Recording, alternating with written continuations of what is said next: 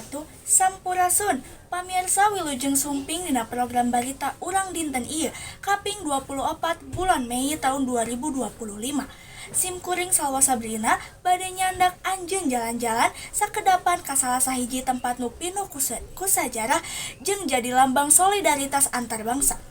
Nyaeta Museum Konferensi Asia Afrika di Kota Bandung. Tempat ieu tengan ukur ngeusi koleksi sejarah tapi oge nyimpen carita ngeunaan kumaha negara-negara di Asia jeung Afrika ngahiji pikeun merjuangkeun kemerdekaan. Penasaran kumaha suasana ayeuna? Cek cerita selengkapna di liputan ieu.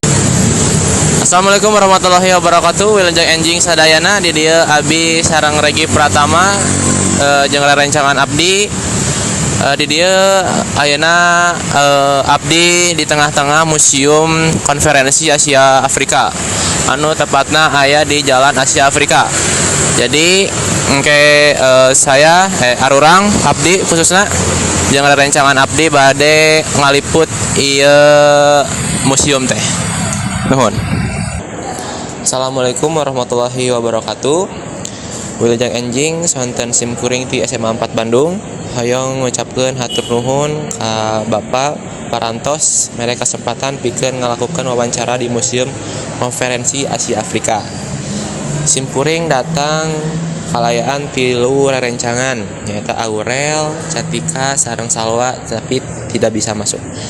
Tujuan sim kuring nyaeta nyiapkeun atau pikeun ngadugikeun informasi ngeunaan sajarah jeung eusi museum ieu pikeun nyumpungan tugas sakola.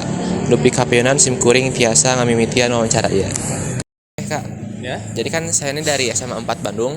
Sebelumnya kalian nama saya Regi Pratama. Jadi sini saya mau sedikit nanya-nanya soal seputar Museum Konferensi Asia Afrika. Ya, jadi untuk pertanyaan pertama, gimana sih asal muasal dan tujuan dibangunnya Museum Konferensi Asia Afrika ini, Kak? Oke, kalau untuk pembangunan Museum Konferensi Asia Afrika itu mulai diresmikan pada tahun 1980. Waktu itu zaman Bapak Soeharto. Kenapa dibangun? Tentunya karena untuk mengenang sejarah konferensi itu. Nah, selain itu untuk menguatkan posisi Indonesia sebagai, atau lebih tepatnya posisi Bandung sebagai ibu kota dari Asia dan Afrika. Jadi negara-negara Afrika yang mungkin di tahun 1980 atau kedepannya bisa saja lupa akan sejarah bagaimana mereka bisa lahir atau bagaimana bisa merdeka. Nah, disinilah sebagai bukti atau poinnya kalau kemerdekaan di negara Afrika ataupun di negara Asia itu tidak terlepas dari Konferensi Asia Afrika. Dan dibuatlah museum sebagai bentuk dari pengingat untuk kemerdekaan di Asia maupun di Afrika. Seperti itu. Mungkin satu pertanyaan lagi. Oke, silakan.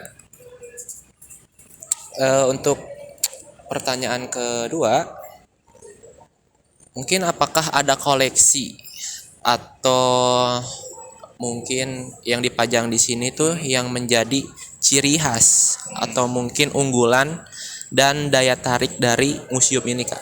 Oke, kalau untuk koleksi sebenarnya kita banyak. Dari koleksi wartawan, koleksi bendera juga. Tapi kalau yang menjadi ciri khas atau menjadi ikon itu ada di sebelah sana, itu ada koleksi tanda tangan para ketua delegasi. Jadi ketua delegasi atau perwakilan dari negara Asia Afrika yang dulunya datang pada saat Konferensi Asia Afrika di 1955, mereka memberikan tanda tangannya pada semacam satu kertas yang dimana itu nggak satu orang aja, tapi kayak bisa 10 sampai 20 tanda tangan orang yang berbeda-beda dari 20 negara juga yang berbeda-beda. Nah, itu teman-teman nanti bisa lihat di sebelah sana, itu masih dapat terlihat jelas tanda tangannya. Bagaimana ketua-ketua delegasi dulu datang ke Kota Bandung memberikan legasinya dengan Konferensi Asia Afrika dan memberikan salah satunya tanda tangan seperti itu. Pertanyaan lagi Pak seputar museum ini, gimana sih cara pihak museum ini ngerawat koleksi-koleksi yang ada di sini? Oke. Ya, kebetulan saya konservator juga di museum ini, jadi saya yang bertanggung jawab dalam merawat dan mengkonservasi koleksi ini. Tentunya kita punya jadwal tertentu setiap koleksi berdasarkan jenis dan bahannya. Seperti kalau koleksi yang anorganik itu tentunya tidak membutuhkan waktu yang cepat, misalkan bisa sekali 6 bulan atau bisa sekali setahun.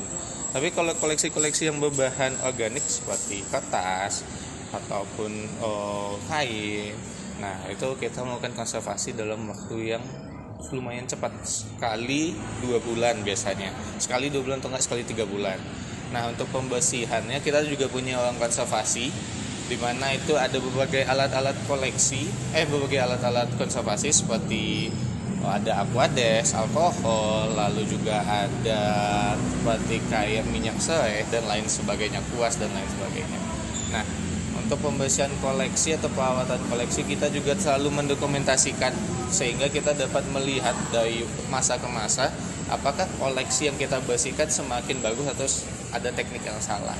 Jadi ya untuk pembersihan koleksi secara umum kita tentunya menggunakan campuran seperti alkohol dan aquades, lalu campuran-campuran lainnya, bahan-bahan kimia lainnya, supaya dapat menjaga koleksi ini bertahan sehingga dapat memberikan waktu yang lebih lama supaya dia dapat dilihat atau disaksikan oleh para pengunjung museum seperti itu. Terima kasih ya Pak. Ya, sama-sama. Jadi di sini ada terakhir pertanyaan, seberapa penting para masyarakat sekarang buat tahu sejarah konferensi di Asia Afrika?